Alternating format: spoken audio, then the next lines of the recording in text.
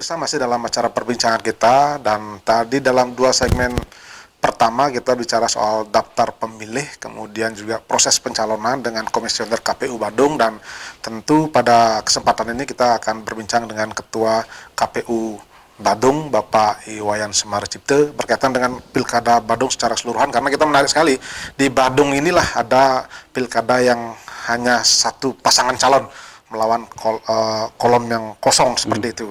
Kita sapa dulu beliau. Om Swastiastu Pak Ketua. Swastiastu Pak Gus. Sehat-sehat nggih?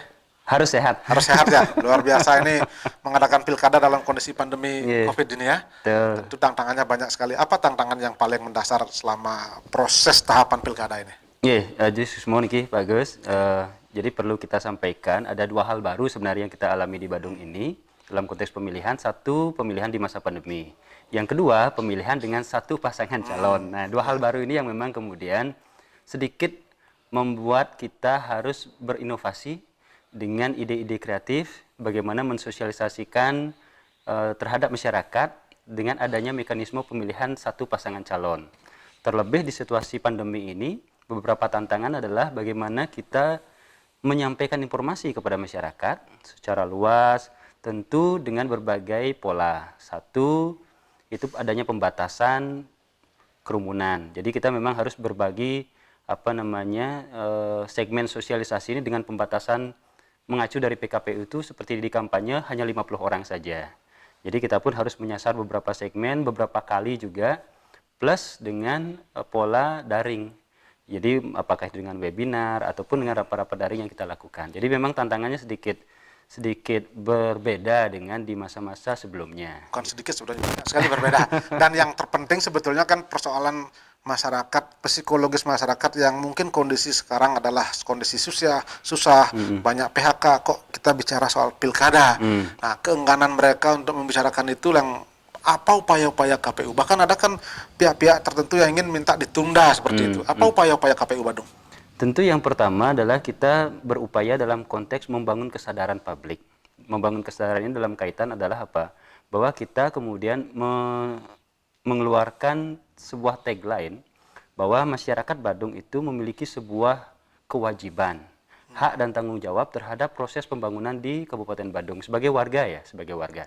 Makanya kemudian kita mengeluarkan tagline, partisipasimu adalah pedulimu dan tanggung jawabmu kepada Badung. Jadi siapa yang peduli? Ya masyarakat itu. Ketika masyarakat ingin peduli, bagaimana menunjukkan kepedulian dan tanggung jawabnya adalah dengan datang ke TPS nanti tanggal 9 Desember. Seperti tadi sudah sampaikan oleh tim kami, Bu Nisya Padmagani juga, yang membidangi divisi teknis penyelenggaraan. Ada 12 hal baru di TPS, salah satunya adalah adanya dari kita untuk melakukan protokol kesehatan. Pengecekan suhu, termogan, bahkan kita sangat ketat sekali diatur dalam peraturan KPU kita bagi pemilih yang suhu tubuhnya di atas dari 37,3 itu akan dibuatkan bilik khusus di luar. Sebegitu komitmen kita untuk menjaga bahwa di TPS itu harus benar-benar diamankan dan pemilih dijamin kesehatannya. Di samping itu dalam proses perekrutan petugas KPPS yang bertugas di TPS wajib untuk dilakukan rapid test. Sama seperti ketika kita merekrut petugas PPDP atau petugas pemutaran data pemilih. Terbukti selama proses pemutaran data pemilih selama sebulan kemarin, masuk ke rumah-rumah penduduk, petugas kita itu sangat patuh menggunakan protokol kesehatan, masker, face shield, sarung tangan, hand sanitizer. Terbukti dari laporan di bawah, dan kita sudah konfirmasi dengan satuan gugus tugas, tidak ada peningkatan atau klaster. Dalam konteks ini artinya apa? Kita berkomitmen untuk menjaga itu. Nah, dalam konteks ini kemudian ketika nanti di TPS pengukuran suhu tubuh terjadi, petugasnya sudah di rapid test, setiap pemilih kemudian diberikan sarung tangan sekali pakai, itu untuk memastikan kemudian tidak ada bersentuhan dengan yang lainnya. Nah, ini jaga jarak dan lain sebagainya. Inilah pola-pola yang bagaimana kita sebagai penyelenggara menjamin kesehatan dan keselamatan. Ada dua prinsip ini, kesehatan dan keselamatan pemilih. Sehingga dalam konteks pemilih ini kita menjamin pemilih yang sehat dan pemilih yang berdaulat dalam rangka menyalurkan hak pilihnya nanti. Gitu. Artinya boleh dikatakan pilkada ini sudah tidak bisa ditunda lagi walaupun nanti kondisinya misalnya jumlah terpapar COVID meningkat, itu kira-kira pastiannya. Nah, tentu kajian ini kan kita mengikuti dari apa yang sudah ditetapkan oleh pemerintah dan juga dari KPU RI sendiri. Tentu kajian-kajian ini bukan hanya berkaitan di Badung saja atau di Bali saja, tapi 270 daerah yang melaksanakan pilkada, sehingga bentuk kajian-kajian kemarin, walaupun ada beberapa pihak yang kemudian mengusulkan ada penundaan dan lain sebagainya, namun kami yakini bahwa ketika ini dilakukan, apapun alasannya, kami sebagai eksekutor di lapangan ya harus tetap dijalankan. Gitu. Ngomong-ngomong, sebetulnya kalau untuk Pilkada Badung, berapa sih anggaran yang diperlukan ya untuk dari sisi biaya? Kemarin kita sudah di rancangan awal ya, kita menganggarkan itu 29,2 miliar. Jadi sudah memang berkaitan dengan adanya, sampai kita menganggarkan di 3 paslon, terlebih dari pencermatan yang adanya 1 calon perseorangan, 2 paslon dari usulan partai politik. Jadi anggaran maksimal yang kita lakukan sehingga pola debat itu 3 kali, sosialisasi menyasar semua segmen, termasuk proses pemutaran data pemilih ini. Nah, cuma kemudian dengan situasi pandemi ini ada sedikit berbeda, kita melakukan optimalisasi atau restrukturisasi terhadap anggaran yang ada. Artinya jumlah anggaran yang dibandingkan dengan pilkada sebelumnya di Badung, apakah meningkat atau menurun, atau mungkin ada semacam efisiensi kira-kira seperti itu? Kalau dari sisi jumlah ini meningkat, kita tingkatkan memang karena kita ingin terapkan pola maksimal, dan kebetulan pada saat kita mengajukan rancangan pola maksimal ini dari pemerintah daerah itu tidak ada proses merevisi ataupun mengurangi. Itu yang kami apresiasi, sehingga tantangannya kami adalah bagaimana mempertanggungjawabkan anggaran yang sudah diberikan oleh pemerintah daerah, sehingga outputnya nanti apa? Tingkat partisipasi pemilih. Jawabannya di sana. Karena kalau melihat grafik dan data dari pemilihan bupati dan wakil bupati tahun 2010, 2015, kemudian ini grafiknya sedikit menurun dari 2005 ya kalau kita anggap. 2005, 2010 itu grafiknya sedikit menurun dari 83%. Ini grafik tingkat partisipasi. Betul. Jadi dari 83% kemudian turun menjadi 68% 5 tahun yang lalu. Kemudian hari ini untuk pemilihan bupati dan wakil bupati tahun ini kita menargetkan 85%. Kalau melihat data-data seperti itu berarti kan partisipasi menurun, artinya boleh dijudge nggak bahwa masyarakat sebetulnya enggan untuk datang menyalurkan aspirasinya dalam pilkada seperti itu? Belum tentu juga, karena kita memakai data pembanding berupa hasil partisipasi pemilu. Jadi pemilu 2004, 2009, 2014 itu memang trennya juga ada menurun. 2014 kemarin 5 tahun yang lalu itu 78%. Tahun kemarin 2019 itu tingkat partisipasi kita melebihi, mencapai 87%. Jadi hampir naiknya sekitar 10%. Atas data ini kami berkeyakinan bahwa kesadaran berpolitik masyarakat Badung meningkat. Ya, kalau kan kondisi pandemi COVID seperti sekarang kan orang berpikir untuk cari makan saja susah. Banyak orang di PHK. Kita sudah hampir 8 bulan dalam kondisi yang mungkin diam di rumah, tidak beraktivitas, pariwisata agak ada masalah. Anda yakin nggak akan mencapai peningkatan tingkat partisipasi itu? Nah, tentu kemarin pada saat dirapatkan oleh Menteri Dalam Negeri, kemudian Menko Polhukam, itu mencontohkan salah satu pelaksanaan pemilihan di Korea Selatan di masa pandemi ini, yang kemudian grafiknya malah meningkat. Nah, ini kan tantangan sebenarnya. Ketika di daerah lain mampu ditingkatkan, kenapa tidak kita juga berusaha membuatkan pola-pola yang sama? Apalagi terlebih di Bali dengan pola yang ada. Anggaplah sekarang kalau berdasarkan grafik data kita, memang untuk daerah Kuta Selatan yang dinamikanya begitu padat sekali, orang bekerja di pariwisata. Nah, sekarang ini anggaplah tadi seperti dirumahkan dan lain sebagainya. Kami kemudian berharap salah satu wujud tanggung jawab masyarakat ini dengan datang di TPS itu semakin meningkat. Karena mereka sudah tidak ada alasan lagi bekerja, bekerja waktunya untuk ini ya. Betul. Jadi Karena punya waktu yang banyak. 5 tahun yang lalu kita cermati beberapa kajian, salah satunya seperti diungkapkan oleh tim divisi data kami. Kenapa dari sekian orang yang datang, dari 600 pemilih, hanya datang maksimal sampai 20 orang? Karena apa? Ketika orang bekerja di pariwisata, apalagi di jam makan siang itu padat sekali, lebih mementingkan pada tips gitu kan. Ini juga menjadi sebuah salah satu Artinya lebih mementingkan pekerjaan lah. Ya, artinya di konteks itu. Nah, kami berharap di masa pandemi ini tentu berharap bahwa alasan itu tidak ada lagi, tetapi bagaimana kita bertanggung jawab dengan kesadaran penuh sebagai warga Badung datang ke TPS untuk turut membangun Badung ini menyalurkan suara, berpartisipasi sebagai bentuk peduli dan tanggung jawab.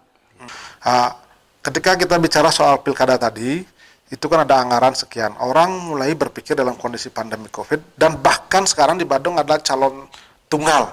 Orang berpikir, kenapa sih ada pilkada kalau begitu? Kenapa tidak langsung ditetapkan saja sehingga anggaran bisa diirit untuk kepentingan masyarakat? Kira-kira tanggapan Pak Ketua bagaimana? Ya, tentu kita sebagai pelaksana mengacu dari peraturan KPU nomor 14 2015 yang kemudian direvisi menjadi peraturan KPU nomor 13 2018 terhadap pemilihan dengan satu pasangan calon, itu memang diatur mekanismenya. Jadi meskipun dengan satu pasangan calon tetap proses pendaftarannya dilakukan, kemudian sampai dengan pembuatan desain surat suaranya. Karena dalam desain surat suara, nah kebetulan kemarin kita juga sudah menetapkan, pada saat ditetapkan kemudian dilakukan pengundian, nah kalau dengan satu pasangan calon bahasanya lah pengundian tata letak foto. Jadi tidak ada nomor urut, tidak ada, hanya letak foto saja. Itu kemarin pertanggal 24 September, pasangan calon menempati kolom sebelah kanan. Kemudian kolom sebelah kirinya baru disebut sebagai kolom tidak bergambar atau kolom kosong. Kemudian kemarin, pertanggal 11 Oktober, kita juga meminta persetujuan dari pasangan calon terhadap desain surat suara yang kita sudah konsultasikan kepada KPU RI, tim helpdesk. Jadi seperti ini. Nah ini yang kami bisa sampaikan. Jadi inilah yang dimaksud dengan surat suara dengan satu pasangan calon. Dan kebetulan posisinya kemarin di sebelah kanan adalah pasangan calonnya, fotonya, di sebelah kiri ini adalah kolom tidak bergambar atau kolom kosong. Jadi perbedaannya tidak ada nomor. Betul, tidak ada nomor. Kalau yang lainnya biasanya kan ada nomor ya. Betul, betul. Jadi ini yang membedakan dan ini sudah disetujui oleh kedua pasangan calon. Berarti kalau masyarakat mau nyoblos misalnya antara kolom kosong dan ini mana saja boleh dikotak itu saja sama seperti Betul, jadi hak dari kolom ini itu sama. Jadi ketika ada yang mencoblos apakah itu kolom tidak bergambar atau kolom kosong itu sah. Mencoblos kolom dengan pasangan calon itu juga sah. Jadi suara sahnya itu sama. Inilah yang tidak ada perbedaan sebenarnya terhadap mekanisme pencoblosan. Yang membedakan hanya penempatan, satu tidak ada nomor urut, dua adanya kolom yang tidak bergambar itu saja. Nah, kalau kondisinya begini, kira-kira prediksi atau mungkin perkiraan Pak Ketua ini, apakah ini lebih mudah ya proses penghitungan suara nanti, proses rekapitulasi? Karena kan pasti tidak ada nggak saksi-saksi kolom kosong? Kalau saksi kolom, kalau dia bukan sebagai peserta ya, kan tidak ada saksi. Nah tentu saksi ini nanti kita bekerja sama dengan jajaran Bawaslu karena teman-teman di Bawaslu itu menempatkan pengawas TPS. Jadi sebenarnya kalau mau kalau mau kita terbuka dan jujur gitu ya, dari penyelenggara yang ada, petugas ketertiban yang ada, plus dengan adanya pengawas di TPS itu sudah menjadi keseluruhan stakeholder terkait yang memantau terhadap proses di TPS. Nah termasuk sekarang kalaupun ada saksi-saksi, ini lebih meyakinkan lah gitu. Jadi selama ini kan setiap calon punya saksi di setiap TPS. Betul. Berarti dengan kondisi sekarang ini tidak diwajibkan ada saksi di situ kan untuk yang kolom kosong itu kan? Ya karena kolom kosong dia tidak sebagai punya pendukung ya. Betul. Nah bagaimana dengan partai-partai yang tidak mencalonkan, kan ada dua itu. Betul. Itu mereka bisa nggak hadir atau mungkin menyebar sebagai saksi itu? Tidak, karena tidak sebagai pengusul pasangan calon, tetapi ada yang namanya mekanisme sebagai pemantau. Pemantau pemilu oleh lembaga, instansi atau kelompok masyarakat itu harus mendaftarkan ke KPU Kabupaten Badung. Nah ini yang bisa kalau kemudian masyarakat, ini kita ingin juga melihat secara langsung gitu, ya silahkan saja. Tapi bagi kami sebagai penyelenggara sudah fix secara aturan diatur bahwa dalam konteks penyelenggaraan syarat-syarat sebagai petugas KPPS kita harus independen. Salah satunya kita mengeceknya di aplikasi Sipol. Benar-benar yang bersangkutan tidak sebagai anggota ataupun pengurus partai politik. Itu bentuk independen dan netralitas penyelenggara. Belum lagi dari jajaran Bawaslu yang menempatkan sekarang adalah satu orang masing-masing di setiap TPS, satu orang pengawas TPS. Jadi benar-benar melakukan pengawasan melekat terhadap proses penyelenggaraan di TPS itu sendiri. Berarti kita sepenuhnya percayakan kepada unsur-unsur kepemiluan itu ya, kepanitiaan seperti itu? Ya, kan kita sebagai penyelenggara ini dituntut seolah-olah menjadi manusia setengah dewa gitu ya. Harus transparan, terbuka, tetapi bagi kami kan tidak ada dusta di antara kita. Ini yang harus disampaikan bahwa sebagai penyelenggara komitmen kami adalah melakukan segala hal berkaitan dengan tupoksi yang ada. Merekap berdasarkan data yang masuk, kemudian menyampaikan dan mengumumkan berdasarkan hasil rekapitulasi di TPS, PPS hingga di KPU secara berjenjang. Ya. Dengan kondisi seperti ini berarti kan tingkat kecurangan, tingkat konflik di masing-masing TPS kan kecil sekali kalau begitu kan, karena mungkin tidak ada yang komplain berarti kan. Semenjak di tahun 2014 kemarin yang paling detail itu kan KPU RI membuka yang namanya proses transparansi data. Jadi begitu selesai di TPS hasil rekapnya itu langsung diupload. Diupload, kemudian masyarakat siapapun bisa mengakses itu. Jadi ini bentuk komitmen KPU RI berserta dengan jajaran paling bawah untuk benar-benar tolong kami juga dibantu dipantau terhadap proses rekap mulai dari TPS kita upload nanti, apalagi sekarang ada wacana e-rekap. Jadi itu bisa didokumentasikan, difoto, langsung dipublish sehingga apa? Hasil di TPS dipastikan tidak ada angka-angka yang berubah. Kalaupun ada yang berubah secara berjenjang, apa dasarnya? Apakah salah tulis, salah hitung, dan lain sebagainya. Artinya semua secara transparansi. Nah, Betul. ketika membuat berita acara itu, kan pasti ada pihak-pihak yang harus tanda tangan. Ini dengan kotak kosong nih, siapa yang tanda tangan nanti di situ? Tentu yang bersangkutan dalam konteks saksi dari pasangan calon. Jadi karena memang pesertanya seperti pada saat penetapan satu pasangan calon, kemudian pelayanan atau fasilitasi APK juga pasangan calon, termasuk saksi, dan nanti berkas-berkas juga hanya dari Berarti yang pasangan kolom calon. kosong itu tidak ada yang tanda tangan kan? Betul, Itu istilahnya ya. Betul. Berarti kalau kondisi begini, Pak Ketua, apa harapan kepada masyarakat bahwa sesungguhnya proses ini sebetulnya memang sesuai dengan aturan. Jadi jangan khawatir bahwa ini ada hal-hal yang di luar aturan. Ya, tentu yang kami harapkan dari masyarakat ya. Ini yang pertama adalah kita bersama-sama membangun situasi politik di Badung ini secara bijak dalam konteks apa? Di masa pandemi ini kita ingin membangun kesadaran politik secara arif bahwa salah satu bentuk dan wujud tanggung jawab masyarakat Badung membangun Badung ini adalah dengan apa? Datang ke TPS, kemudian menggunakan hak pilih, jangan golput. Kemudian tentu dalam kaedah-kaedah pasangan calon ini, di mana pemilihan dengan satu pasangan calon, datang ke TPS, gunakan hak pilih, kemudian tingkat partisipasi ini yang penting. Nah, ini yang bagi kami, tujuan utama kami adalah tingkat partisipasi pemilih itu yang melebihi sesuai dengan target yang kami tetapkan kemarin. Artinya kalau ada keengganan masyarakat datang ke TPS karena toh juga kolom kosong seperti itu, toh orang akhirnya berpikir begini, oh toh juga si A yang menang gitu. Kira-kira pemikiran masyarakat itu bisa dibenarkan tidak itu? Nah, tentu ini kembali pada persepsi ya. Ketika masyarakat mempersepsikan begitu, ya silahkan saja. Tapi bagi kami dalam konteks penyelenggara, tentu menjadi tujuan akhir kami adalah proses tahapan per tahapan ini berjalan dengan baik dan terbuka, diamati dan dicermati oleh masyarakat. Yang kedua, setiap proses rekapan data by datanya ini juga diawasi oleh penyelenggara berupa jajaran Bawaslu. Yang ketiga adalah output terakhir ketika proses pemilihan ini terjadi, rekapan dan partisipasi pemilih itu besar. Nah, ini sesuai dengan target kita yaitu 85%. Jadi ini bingkai besar kami dalam rangka apa? Ketika pemilu 2019 kemarin, partisipasi mencapai 87,22%, di atas rata-rata partisipasi nasional yang 77,5%.